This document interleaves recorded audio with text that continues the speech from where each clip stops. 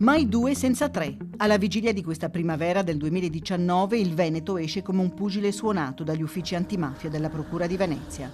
Il primo pugno allo stomaco a metà febbraio spunta un pezzo di 'ndrangheta scaligera, famiglia Multari, calabresi di Cutro, in affari con veronesi.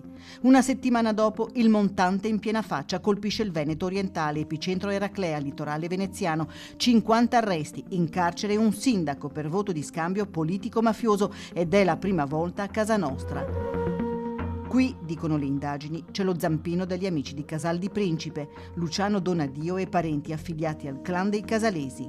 Neanche il tempo di passare il disinfettante sulla ferita, il Veneto è immune da infiltrazioni, solo poche mele marce, ed ecco arrivare il gancio fatale. Altri imprenditori arrestati nelle province di Venezia e Padova. Erano in affari sporchi con i fratelli Michele e Sergio Bolognino del clan dell''ndrangheta di Nicolino Grande Aracri.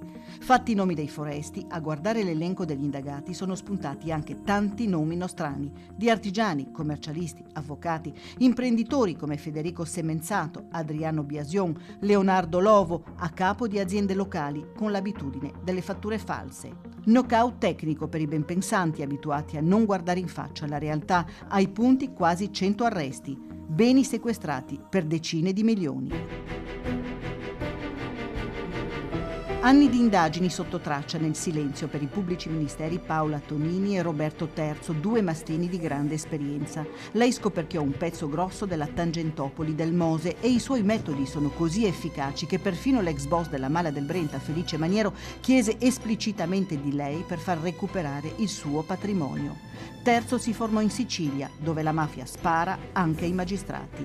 Anni di lavoro per polizia, carabinieri, guardia di finanza. L'intervento repressivo ha funzionato, i primi riesami hanno dato ragione alla procura e messo in evidenza i punti deboli del sistema economico e imprenditoriale. Obiettivo: fare soldi, tanti alla faccia delle regole, o con le buone, il lavoro degli altri, o con le cattive. E qui il catalogo delle attività illegali è ampio, ricco e tutt'altro che campanilistico, su tutte le fatture false, quel nero che piace tanto anche ai veneti.